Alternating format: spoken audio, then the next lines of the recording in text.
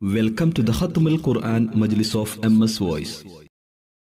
أعوذ بالله من الشيطان الرجيم. بسم الله الرحمن الرحيم. ثم أنزل عليكم من بعد الغم أمنة نعاسا يغشى طائفة منكم وطائفة قد أهمتهم أنفسهم يظنون بالله غير الحق ظن الجاهلية يقولون هل لنا من الأمر من شيء قل إن الأمر كله لله يخفون في أنفسهم ما لا يبدون لك يقولون لو كان لنا من الأمر شيء ما قتلنا هاهنا قل لو كنتم في بيوتكم لبرز الذين كتب عليهم القتل إلى مضاجعهم وليبتلي الله ما في صدوركم وليمحص ما في قلوبكم والله عليم بذات الصدور.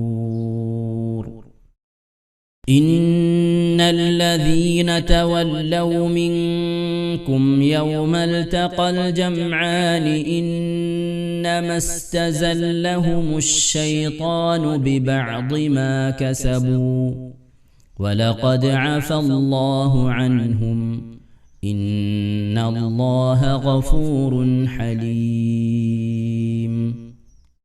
يا أيها الذين آمنوا لا تكونوا كالذين كفروا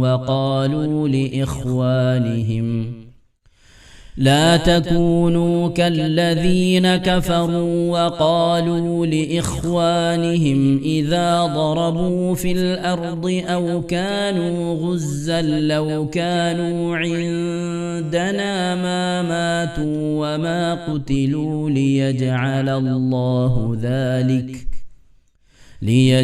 الله ذلك حسرة في قلوبهم والله يحيي ويميت والله بما تعملون بصير. ولئن قتلتم في سبيل الله أو متم لمغفرة من الله ورحمة خير مما يجمعون. ولئن متم أو قتلتم لإلى الله تحشرون. فبما رحمة من الله لنت لهم ولو كنت فظا غليظ القلب لانفضوا من حولك فاعف عنهم واستغفر لهم وشاورهم في الأمر فإذا عزمت فتوكل على الله إن الله يحب المتوكلين. إن ينصركم الله فلا غالب لكم وإن يخذلكم فمن ذا الذي ينصركم من بعده وعلى الله فليتوكل المؤمنون.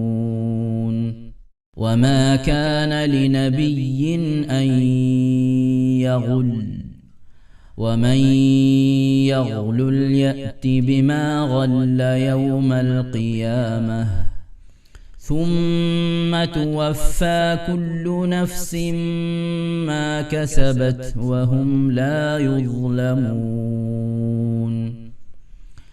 أفمن اتبع رضوان الله كمن باء بسخط من الله ومأواه جهنم وبئس المصير هم درجات عند الله والله بصير بما يعملون لقد من الله على المؤمنين إذ بعث فيهم رسولا من أنفسهم يتلو عليهم آياته ويزكيهم ويعلمهم الكتاب والحكمة وإن كانوا من قبل لفي ضلال مبين أولما أصابتكم مصيبة قد أصبتم مثليها قلتم أنى هذا قل هو من عند أنفسكم إن الله على كل شيء قدير وما أصابكم يوم التقى الجمعان فبإذن الله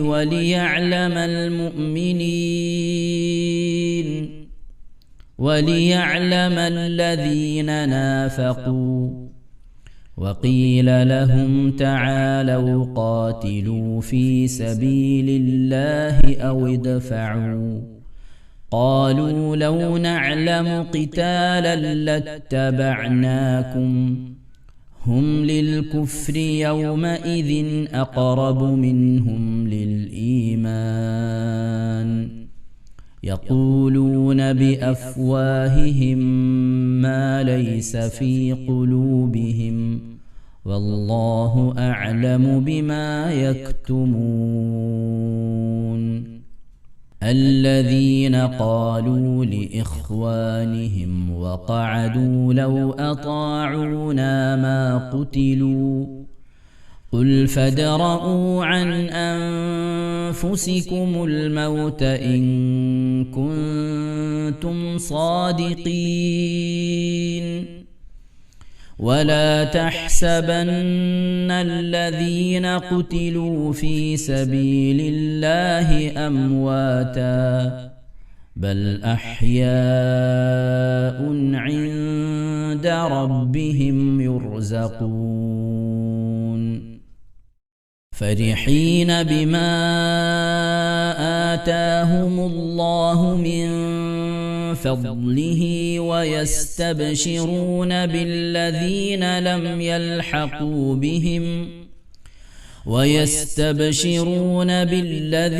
لم يلحقوا بهم من خلفهم ألا خوف عليهم ولا هم يحزنون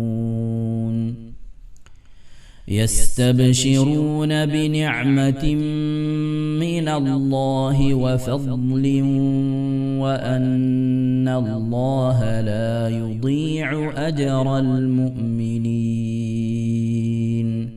الذين استجابوا لله والرسول من بعد ما أصابهم القرح للذين أحسنوا منهم واتقوا أجر عظيم الذين قال لهم الناس إن الناس قد جمعوا لكم فاخشوهم فزادهم إيمانا وقالوا حسبنا الله ونعم الوكيل فانقلبوا بنعمة من الله وفضل لم يمسسهم سوء واتبعوا رضوان الله والله ذو فضل عظيم إنما ذلكم الشيطان يخوف أولياءه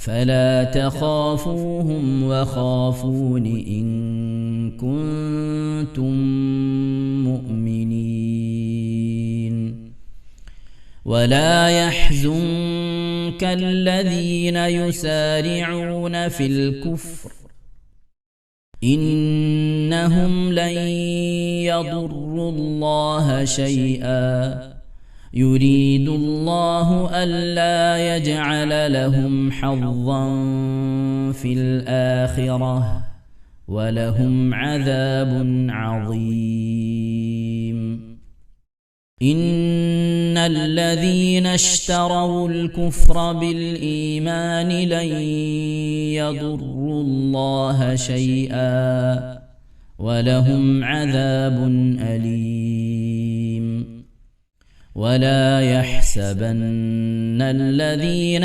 كفروا أنما نملي لهم خير لأنفسهم إنما نملي لهم ليزدادوا إثما ولهم عذاب مهين ما كان الله ليذر المؤمنين على ما أنتم عليه حتى يميز الخبيث من الطيب وما كان الله ليطلعكم على الغيب ولكن الله يجتبي من رسله من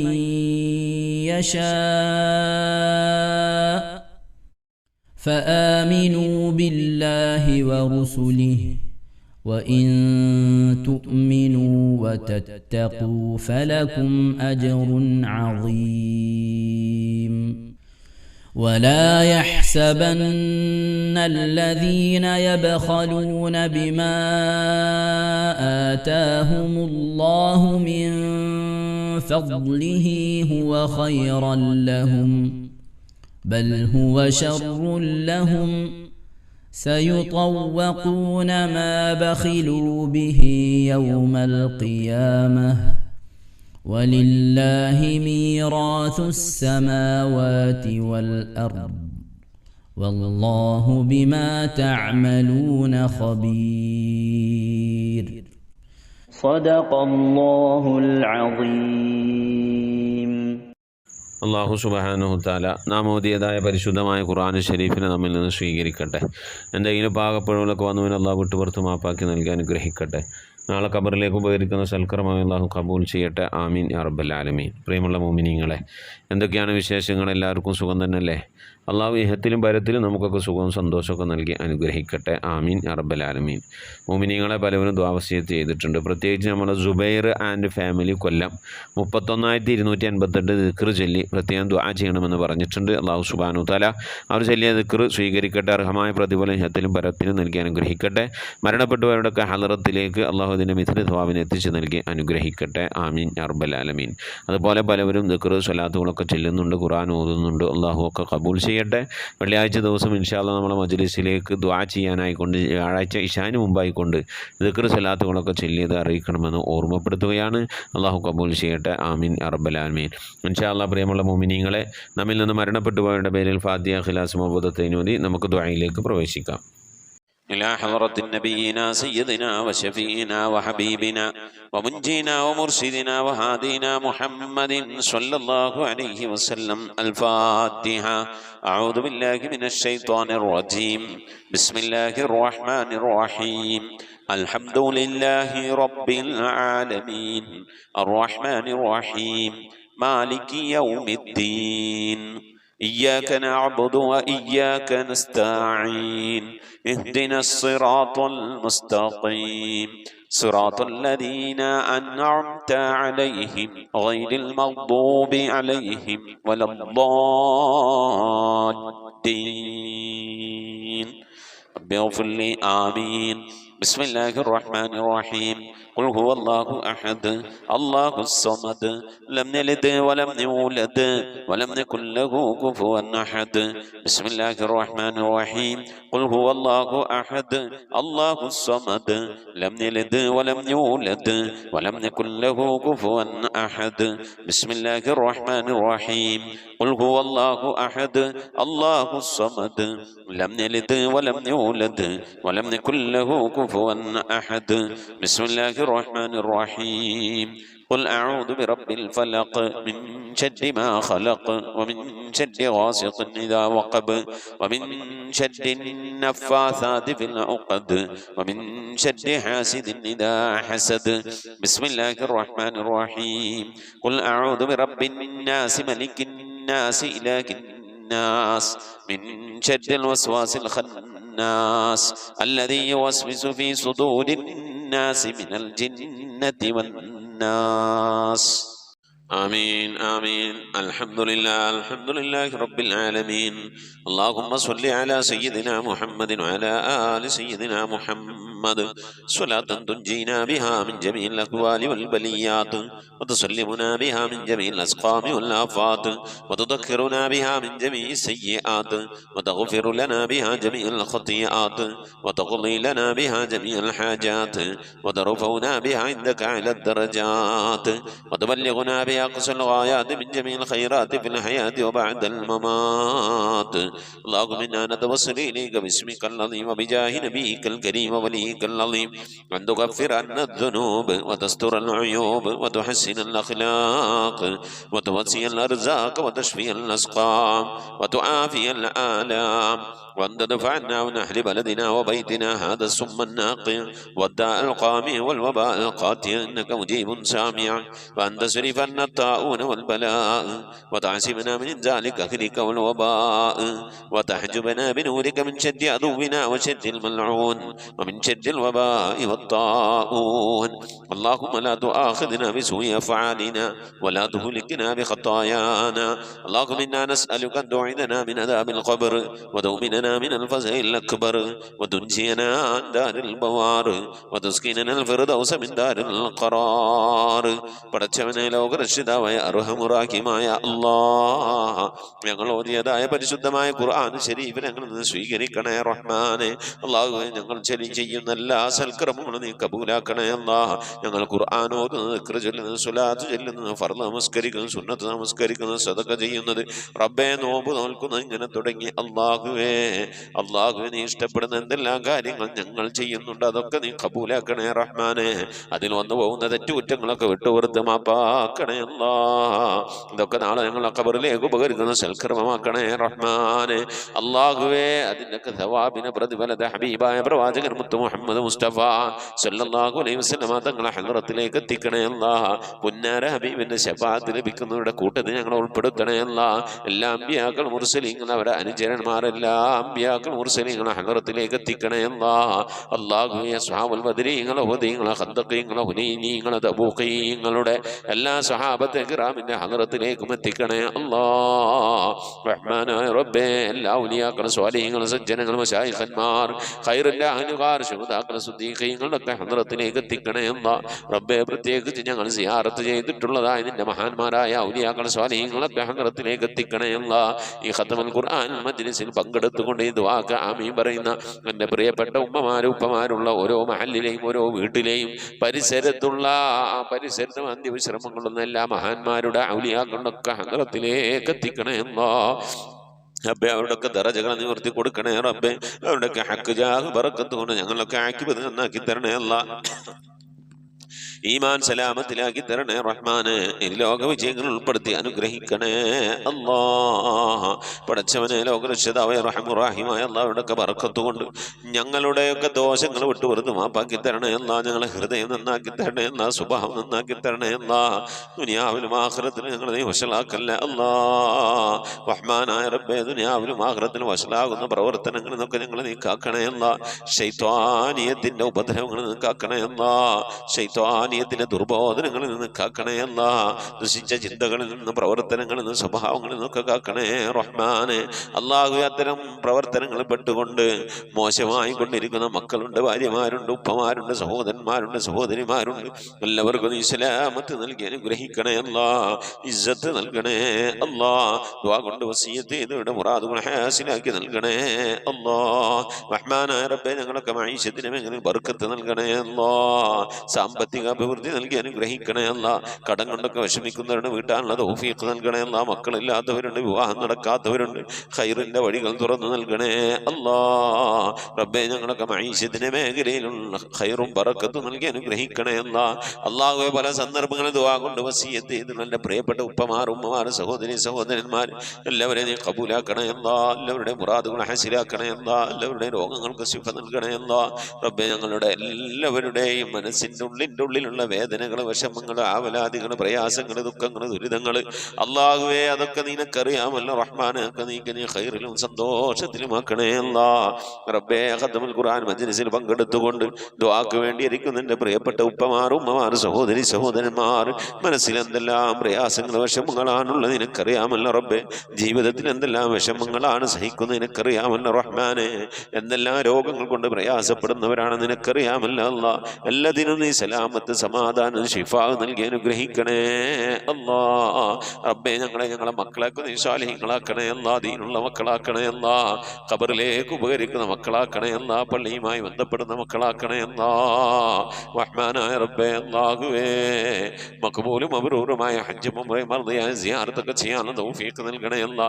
റബ്ബേ, ഞങ്ങളോട് ഓതിയതിൻ്റെ, ചൊല്ലിയതിൻ്റെ, ഒരുമിച്ച് കൂടിയതിൻ്റെ ഒക്കെ പ്രതിഫലത്തെ ഞങ്ങൾ ഉമ്മ വഴിക്കും ഉപ്പ വഴിക്കും കൂട്ടുകുടുംബാദികളും ബന്ധുമിത്രാദികളും മരിച്ചുപോയ എല്ലാവരുടെയും ഖബറിടത്തിലേക്ക് എത്തിക്കണേ അല്ലാ.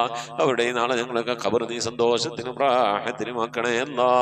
അല്ലാഹുവേ, നിന്റെ മഹൽ ഫദ്ൽ കൊണ്ടല്ലാ ഞങ്ങളിൽ നിന്ന് മരണപ്പെട്ടു പോയവർ അവരുടെ ഖബറിടത്തിലേക്ക് എന്തെങ്കിലും മക്കളായ ഞങ്ങൾ ഭാര്യമാരാകുന്നു, ഞങ്ങൾ ഭർത്താക്കന്മാരാകുന്നു, ഞങ്ങൾ എന്തെങ്കിലും സൽക്കർമ്മങ്ങൾ ചെയ്യുന്നുണ്ടോ എന്ന് കാത്തിരിക്കുന്നവരാണ്. അല്ലാഹുവേ, ഞങ്ങൾ ദിവസവും ഖുർആനൂതി അവരുടെ ഹദ്റത്തിലേക്ക് ഹദിയ ചെയ്യുന്നുണ്ട്. പലവരും മരണപ്പെട്ടു പോയവരുടെ ഹദ്റത്തിലേക്ക് സ്വതക്കകൾ നൽകി, ഹദിയകൾ നൽകി, സമ്പത്ത് നൽകി ദുആ കൊണ്ട് വസിയത്ത് ചെയ്യുന്നവരുണ്ട്. റഹ്മാനായ റബ്ബേ, മരണപ്പെട്ടവരെ ആണ്ടാകുമ്പോൾ ഖുർആനോദി, ഖത്മോദി, അതുപോലെ തന്നെ ദിക്ർ, സ്വലാത്തുകൾ ചൊല്ലി, മൗലൂദ് ചൊല്ലി ദുആ ചെയ്യുന്നവരുണ്ട്. എല്ലാവരെയും നിനക്കറിയാമല്ലോ റഹ്മാനെ. എല്ലാവരുടെയും മുറാദുകൾ ഹാസിലാക്കണേ അല്ലാ. ആ മരണപ്പെട്ടവരുടെ ഖബറിടത്തിലേക്ക് അതിൻ്റെയൊക്കെ പ്രതിഫലം കണ്ടുകൊണ്ട് ആ ഖബറിൽ കിടന്ന് സന്തോഷിക്കാൻ അവർക്കൊക്കെ നീ തൗഫീഖ് നൽകണേ അല്ലാ. റഹ്മാനായ റബ്ബേ, മരിക്കുന്നതിന്റെ മുമ്പ് ഹബീബായ പ്രവാചകൻ മുത്ത് മുഹമ്മദ് മുസ്തഫ സല്ലല്ലാഹു അലൈഹി വസല്ലം തങ്ങളെ വജൂ ശരീഫ് കണ്ടുകൊണ്ട് സന്തോഷിച്ച് സ്വർഗം കണ്ട് ലാ ഇലാഹ ഇല്ലല്ലാഹ് എന്ന കലിമത്ത് തൗഹീദ് ഉച്ചരിച്ചുകൊണ്ട് ഒരു വെള്ളിയാഴ്ച രാവിലെ, ഒരു വെള്ളിയാഴ്ച പകലിലോ ഈ ദുനിയാവിൽ നിന്ന് വിട പറയാൻ നീ ഞങ്ങൾക്ക് തൗഫീഖ് നൽകണേ അല്ലാ. ഞങ്ങളെ സക്കറാത്ത് എളുപ്പമാക്കി തരണേ അല്ലാ. മരണം നന്നാക്കി തരണേ അല്ലാ. സാലിഹീങ്ങളിൽ ദുനിയാവിൽ നിന്ന് വിട പറയും പോലെ വിട പറയാനുള്ള ഭാഗ്യം നൽകി അനുഗ്രഹിക്കണേ അല്ലാ. بحق محمد صلى الله عليه وسلم وآل محمد صلى الله عليه وسلم وصحاب محمد صلى الله عليه وسلم. ربنا آتنا في الدنيا حسنة وفي الآخرة حسنة وقنا عذاب النار. آمين برحمتك يا أرحم الراحمين. صلى الله تعالى وسلم على خير خلق سيدنا محمد وآله وصحبه أجمعين. سبحان ربك رب العزة عما يصفون وسلام على المرسلين والحمد لله رب العالمين. പ്രിയമുള്ള മുഅ്മിനീങ്ങളെ, പരമാവധി ദിക്ർ സലാത്തുകളൊക്കെ ചൊല്ലി ഇൻഷാ അല്ലാഹ് അവിടെ എണ്ണം വെക്കണം. വ്യാഴാഴ്ച മജ്ലിസിലേക്ക് അറിയിക്കണം. അല്ലാഹു കബൂലാക്കട്ടെ. ഉസീക്കും ബിദ്ദുആ. അസ്സലാമു അലൈക്കും വറഹ്മത്തുള്ളാഹി വബറകാതുഹു.